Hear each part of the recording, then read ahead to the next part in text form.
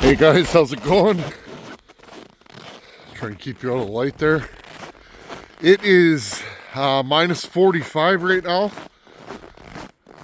You know me though, guys. I'm here for you. The Tin Man is here, but it is Friday night in the shop, and we're going into the shop right now. As you can see me, I got an unboxing to do. We're gonna do this quick because, well, 30 seconds in, my hands are already starting to tingle. Let's set up at the bench. Okay, guys, we're just gonna jump right into it. I'm gonna turn the my light off. There, we'll put this one on a little brighter. There we go. Move some stuff out. Friends, I have not been out here much this week.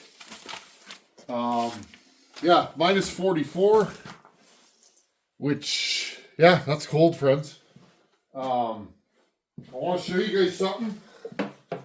It's in the minus 30s in the shop. I just want you guys to see this. Okay, DGP oil. You guys know I like this stuff. Look, here.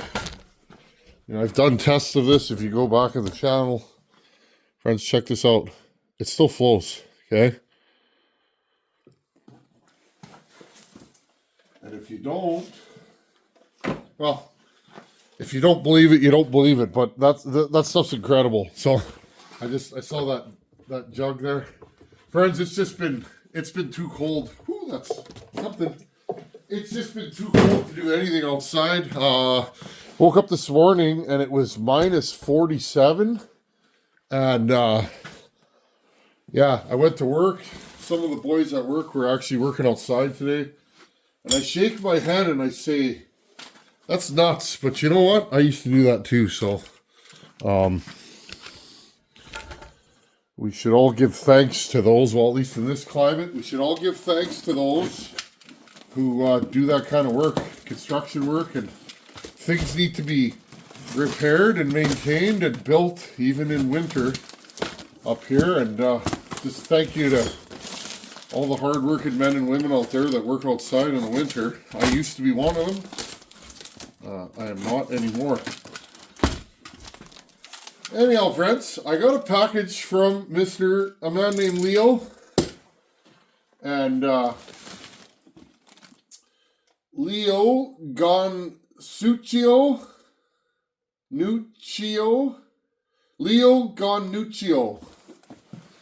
I'm sorry, I totally probably beat your name up. I'm sorry, buddy. Leo. We will refer to you as Leo. Leo reached out a couple weeks ago and he said, Tin Man, I got something for you, buddy. I've emailed you 3-4 times. You have not gotten back to me. And he said, I want to send you something. I know you want this. And so anyhow, I'm going to send you something. Now, I know he partially disassembled this saw. Let's see if we can get it out here. Which is cool. This is, well, friends, I'm going to say it. If this is what I think it is, this is the last saw for the 200 series collection.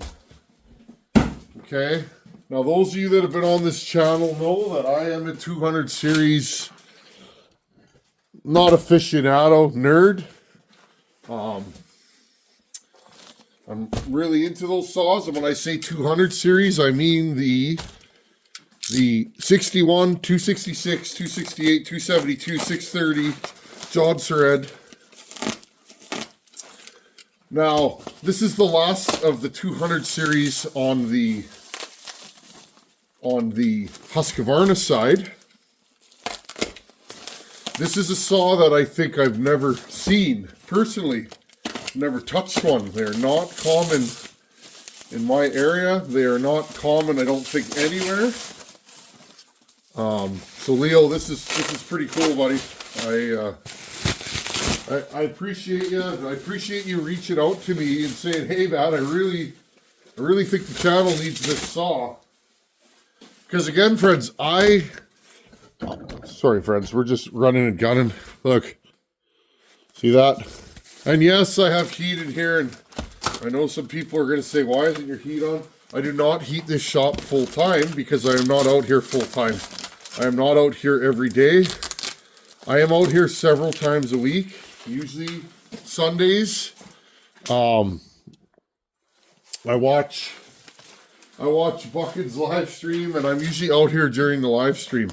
Look at this handle. Oh, she's minty. That is one of the mintiest 200 series handles. Just the color of it. And again, friends, if you get one of these, the rubber bits. Okay, we're gonna open this up. But anyways, friends, I'm usually out here Sundays. I make a fire in the morning. All done, buddy. You got all this here. You know what? I'm gonna put the light on. Here you go. But yeah, friends, I'm not out here every day, so I don't heat my shop full time. Wood is a natural resource, and I don't have places to cut like I used to. I mean, I still cut here and harvest wood anywhere I can beg, borrow it, but I don't have a place to cut. Where earlier on in the channel, you guys see I used to cut on a vacant property. Hopefully one day I find somewhere to cut locally, but it is what it is, right? So, I don't acquire firewood like I used to. I used to just get it. I used to get so much of it that I couldn't burn it all. Well, it is a commodity now, and it always was, because I mean it's work. But I conserve my firewood because, well, and there's no point in making a fire in here if I'm not going to be out here. At least to me. I also work full-time still, so, you know, I could make a fire in the morning here, but by the time I get back from work, it would be out. So, anyhow, just, again, friends, I'm not apologetic of how I run the channel, or, it was pretty cool. A couple of videos ago, I mentioned that, hey guys, like, I got a full-time job and a family, and, basically, friends, all I'm doing is we're all in this together, and, you know, maybe I've had emails over the years, you guys say, hey, I don't know how you do it. You clearly, you have a family and a job and a property and blah, blah, blah, and, you know, I struggle to work on saws at all, and it's just like, I give you guys little pointers about time management. Time management is something I've acquired over time, and I've gotten better at, but time management, oh, this is a nice saw body. Time management is something that didn't come easy to me, but I give you guys little tips about just how because I know it can be hard when you got a family and a career and you want to putter, but you just can't all day, every day. It can be tough, right? So I let you guys know the struggle's real for all of us. And like I said, that little girl in the house is special to me, and as all of our children are, right? What's more special than your children? Nothing, at least to me. And when that little girl, when I found out we were having that little girl, I knew right then and there that I got to be a real father. I have to be involved because I want to be. So friends, Leo, buddy, wow. Not only is this the last Husqvarna in this series that I did not have, but this is a nice one. It's clean. Look at the case on this thing. Wow, buddy. Thank you. Oh, and it's got compression. Friends, what is this? A Husqvarna 66. Okay. Husqvarna 66. Made in Yugoslavia. Now, I don't know. Can anybody see that? 819-268-553. If anybody knows what year this is. So, what I found out, and I did not know this, and that's what I love about having this channel. I'm always learning from you guys.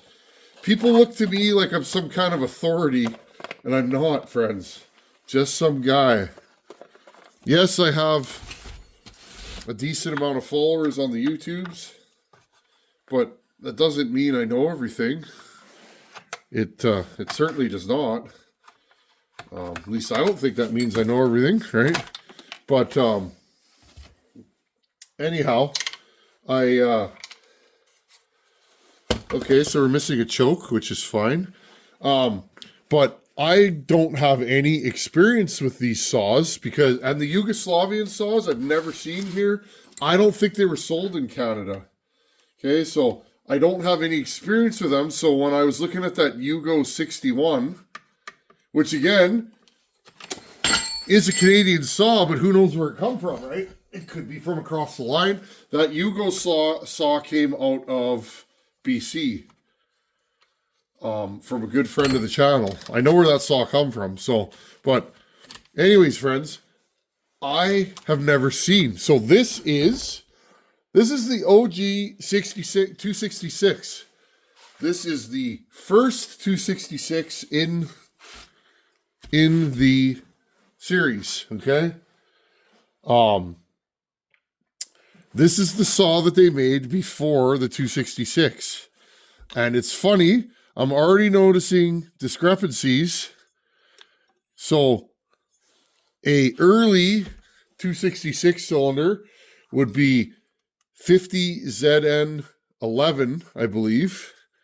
Okay, this one just has a part number. It's a 5034479. Okay, because it's not a Malley. It's a Gilardoni. Again, friends, my Italian is not maybe what it should be, but okay, friends, this is the original 266.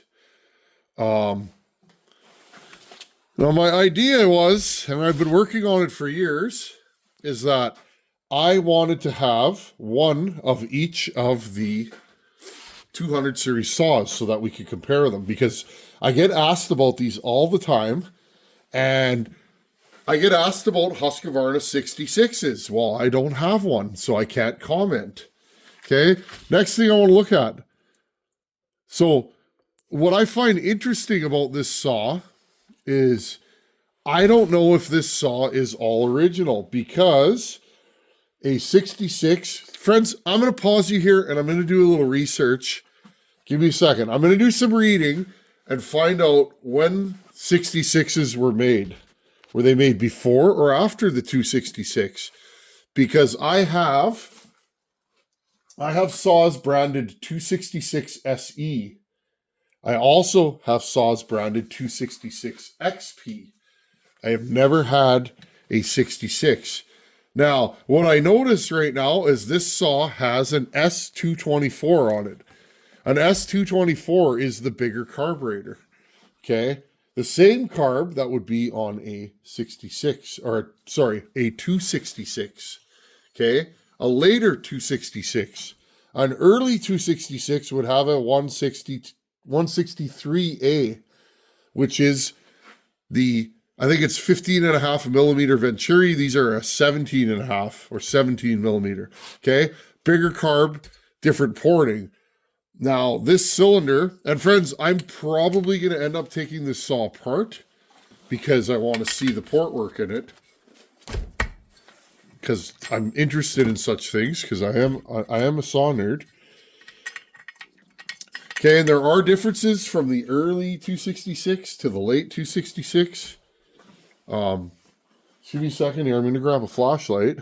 Okay, I'm just going to grab my good old trusty scope. I've had this thing forever. I can't remember. Somebody sent this to me years ago. Like, when I first started my channel, somebody sent this to me. I didn't even know what it was when I got it, and I was like, just looking for...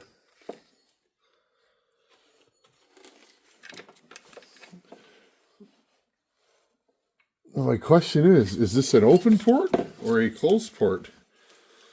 I do not know such things. Well, friends, yeah, we'll leave it at that. I'm not going to go too deep into here because threat level red on the hands. Again, if you're not from a cold climate, frostbite sets in 30 seconds out here when you're outside. And so you got to be careful. I know it's hard to describe. It's just you go outside here, you feel warm for the first couple minutes, and then it stings. You start to feel a sting in your fingertips, and and then it gets pretty bad from there. Intake. So I find a couple interesting things about this saw right now. Number one, this carb appears to be a little bit different than the standard one. Like it has a different body on it, and I can see right here, this side is different. We can look at that another time. Intake looks the same as any other 266, late 266. I was supposed to look at the production dates, whether I did or didn't do that, I don't know right now, friends. But air filter is standard 266. Top cover.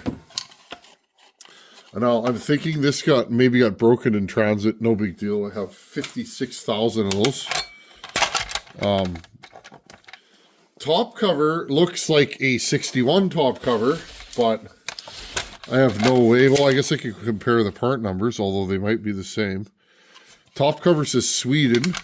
I don't know if the top cover on this is supposed to be gray or orange. I have both. I would like to just basically get this saw running and make it correct. I'm not going to port this saw. I don't think anyways. But I'm thinking this is a later saw, friends, because this is a later recoil. I can tell by how many slots it has in it. Okay, they put more of these in as the saws got newer. So I'm guessing this is a newer 66. I'm wondering if this is an open port because those transfers almost look like they could be open port. Handle looks like a late handle.